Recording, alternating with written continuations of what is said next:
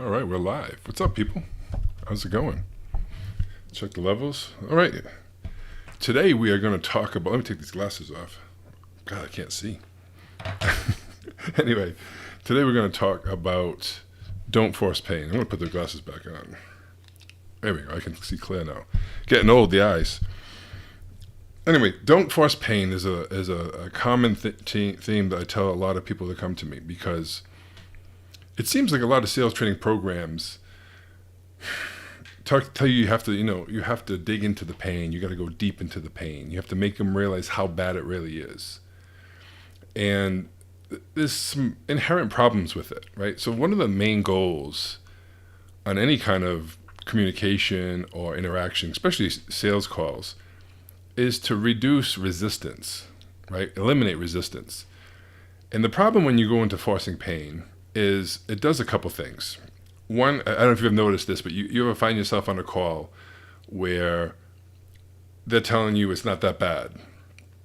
And the more you try to go into the pain, the more they go into this delusional thing of them kind of like pretending it's not that bad.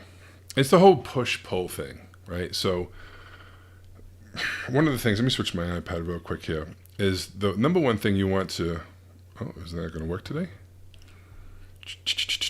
Oh, I guess it's not. Oh, well, dang it. I didn't switch my camera on here. No worries.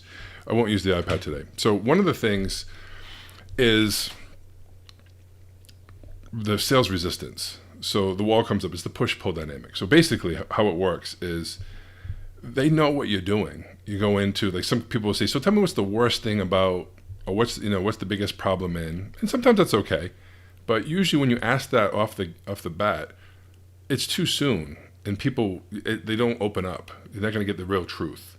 And you're finding you're having to sift through all this bullshit of stories of it's not that bad, all this stuff, and you're just trying to, it's just this battle. It just feels horrible, right? So instead of, like, don't force pain, I've heard so many calls where they try to make the person feel like crap, because then they'll realize they have a problem and then they want you to solve it. And it kind of makes sense. But the problem is you need people to realize there's a problem, obviously, or they're not going to do anything about it. But you also need them to have the power to do something about it. And what I call it, like, rubbing their face in dog crap, right, about how bad it is. And the problem is, even if you get them to realize it, they feel defeated, they feel horrible, and they can't take action. And there's no use of anything, like, if people aren't going to have the power to take action. I'm not saying you have to build them up completely, but you can't just beat them down. So the problem with forcing pain, one, is it doesn't feel good for them. Two, they don't trust you. They don't feel safe, right? People need to feel heard and understood, but they also need to feel they can trust you. And then the problem with only talking about the pain and trying to bring it out of people, it just makes them go the opposite way. So, example, if someone is telling you how it's not that bad, that's cool, right? The problem is most people are trying to get somewhere. And when you're trying to get somewhere, people sense it. So if someone tells me, hey, it's not that bad, I mean, that doesn't sound like it. It sounds like everything's going good. Right? Now, other people will come out and get super confrontational. Why'd you book a call? Why are you here today then? Right? And you can do that. I mean, I have the personality that can pull that off. But before going to the full guns blazing, you might want to try a softer approach, right? You might want to say, oh, cool. Is there anything about X, Y, Z, A, B, C that I guess you would change if you could?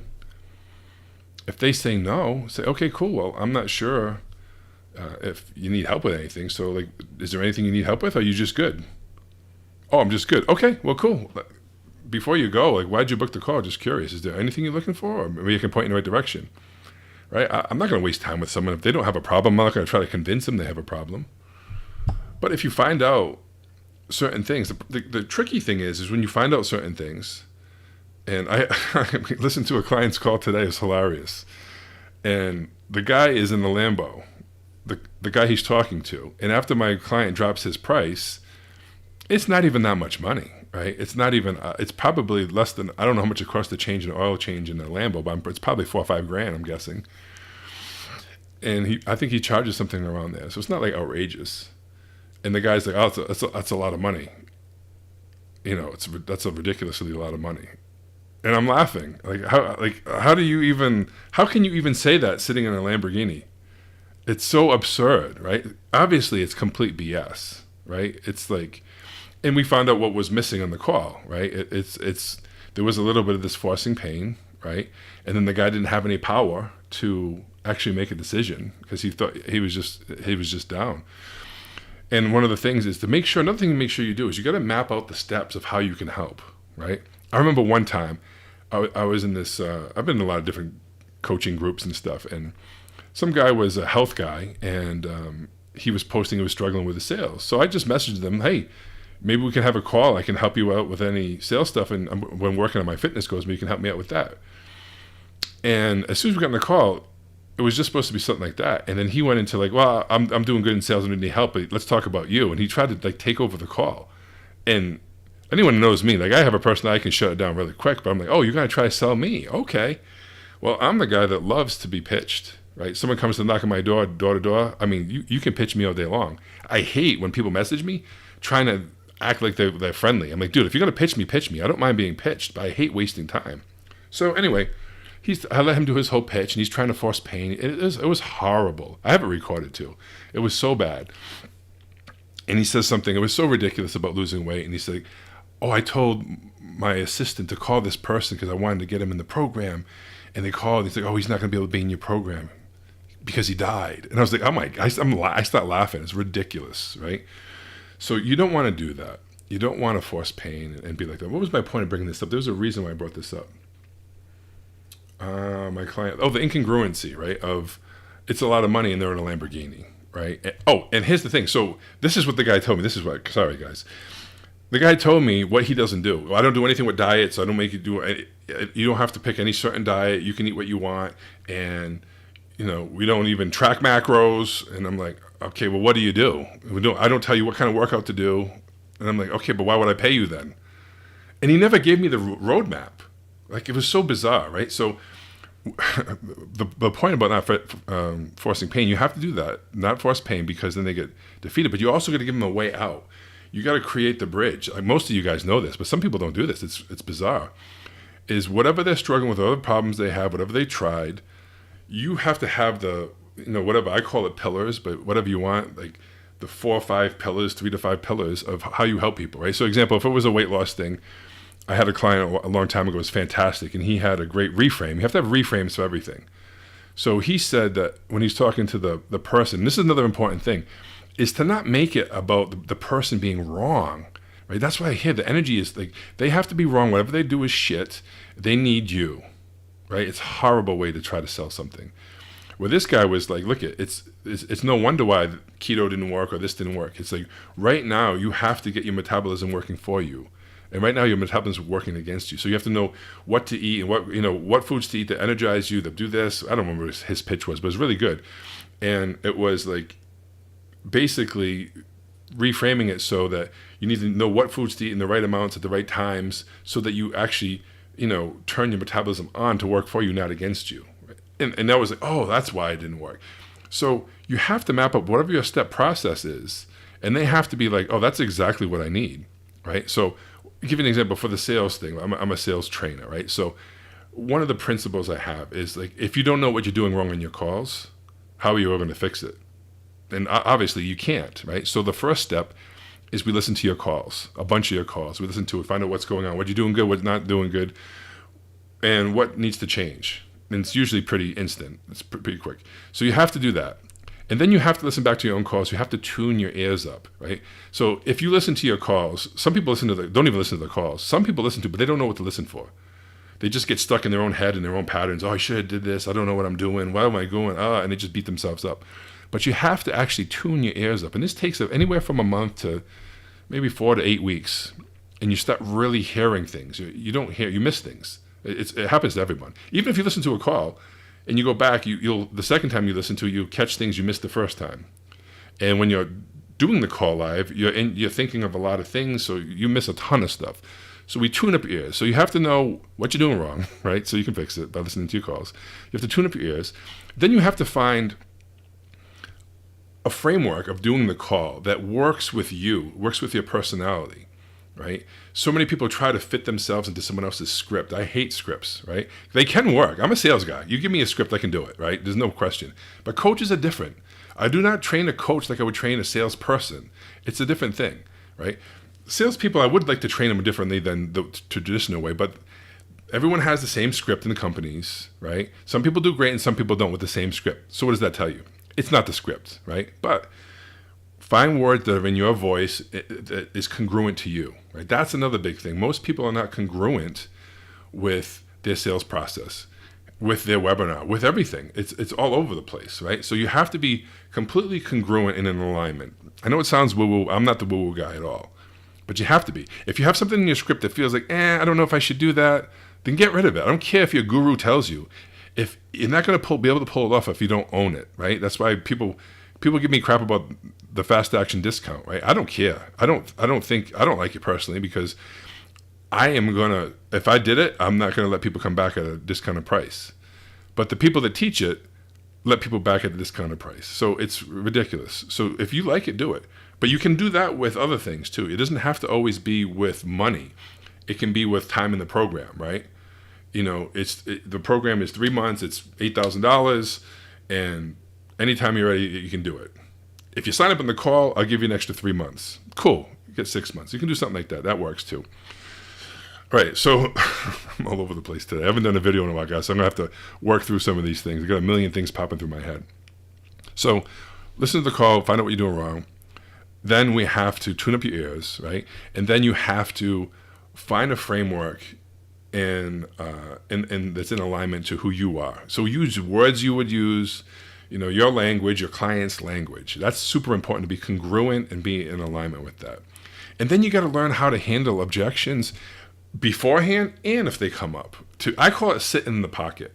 You got to be able to have a conversation with somebody and talk about money without coming across sleazy or needy. And then being able to get people to take responsibility, right? People have to own it. They're going to keep throwing the hot potato on you, right? You have to have bulletproof frame, bulletproof certainty. And we're going to get into the other call principles. I have like 89 call principles. And it was literally just me sitting down one day. I wrote like 50 out, different things I say on coaching calls. And then another time I wrote some out. I came up with 89. It could probably be condensed to a lot less. And I could probably expand it to more if I wanted to, right? But it's just something to talk about, right? Give you ideas. Like one of today's like don't force pain, right? We have other ones like don't get sold. You get sold by their stories, their bullshit, all the other stuff, Anyway, and the other one's framing. We'll go over all of them. I'm going to do some videos on this. I'm just kind of, maybe I'll script them out a little bit more because I'm just kind of going off the cuff right now, right? So you have to be able to handle sitting in the pocket with people and having conversations that might be uncomfortable for you and it might be uncomfortable for them. You got to take yourself out of the equation, right? You can't be needy. You can't need the sale. If you need to sell somebody, you're screwed. Go get a part-time job. Come back when you're not needy. Because you're never going to be able to say what's required that might blow the call. You got to be willing to blow the call to say the truth. It's all about the truth. Anyway, and we do things in the program. We role play, obviously, to go over that, to get comfortable. And I have some AI software right now that I'm just programming right now. It's pretty cool, actually, where you can role play with AI. And it's really cool. It's really going to be awesome. I haven't fully launched it yet. I'm just testing it with a couple of my clients and fine-tuning it. But that's going to be great because then you can actually work on the stuff. Whatever we're practicing, you can work on with the computer. And people are practicing on their calls, which isn't great. And then you have to get rid of your own your blocks, right? The best thing about these calls is it's the greatest thing for personal development. All your issues, you're going to get all the issues you have personally. Right. I remember one time I had a client tell me like, how can I get past the spouse objection? And I'm like, you can't. You're not going to be able to do it. And she was like, what do you mean? I go, you need to talk to your spouse all the time. Right? You won't make a decision without talking to your spouse. How can you have a standard for someone else that you don't have for yourself? You don't. So either just let them talk to their spouse or chunk it, like find out if it's bullshit, right? Because 90% of all objections are not even objections. They're just smoke screens because you didn't get to uncover what it is, I always say the most deadly objection, it's not the spouse, it's not to think about it, it's not I need to pray on it, any of that. It's the unspoken one. It's the one where they give you the, oh yeah, it's a lot of money while he's sitting in a fucking Lambo. I mean, give me a break. Give me a break. Like, I'm like, I would have smashed the hell out of that, you know. But there was a lot of things earlier on the call. If people don't want to do it, they don't do it. But they have to see value in it. It doesn't matter how much money it is. People want to target people that have a lot of money. And in fact, those are harder people to sell than people who are broke. People that are broke, if you get them approved, they'll buy. That's why they're broke. People that are rich don't want to spend money for nothing, right? So it has to make sense. So I mean, it's the same. You have to have the path. But people, it's easy to sell people who don't have money. If they can get approved, then they'll do it, right? So that's another thing. So having a pillar is a process of being able to map them through it, right? And back into forced pain. Holy cow, I'm going all over the place here today.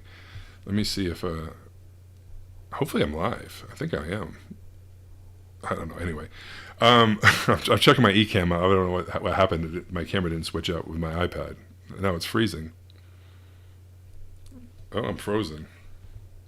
All right, here we go. I think I'm back. Anyway, about the forcing pain, my internet must be out. Anyway, I'm going to keep going. Hopefully you can hear me. If not, I'll upload the video that it's recording too. I'm frozen like this in the video on my screen. Let me move it out here. Let me see. All right, cool. So anyway, we don't want to create any sales resistance, right? People have to feel heard. They have to feel understood. They have to feel that it's you and them against the problem, not you against them. Right? It's so much as it is like adversarial, and they have to lose for you to win. And it can't be like that, right? So anyway, I'm going to wrap it up here. It's like 16 minutes, 17 minutes. I went a little off on tangents. Hopefully the people who see it, they'll get something from it. And I'll do some other call principles. Maybe I'll keep them shorter. But I just like talking. I haven't done it in a while, so I'm a little rusty. So it's all good. For the people who need it, it'll be perfect for you. For the people that don't, then so what? It's all good. All right, people, don't force pain. And we'll go more how to do that next time. All right, I'll see you. Hopefully this record, I don't even know if I'll record. My camera's been freezing.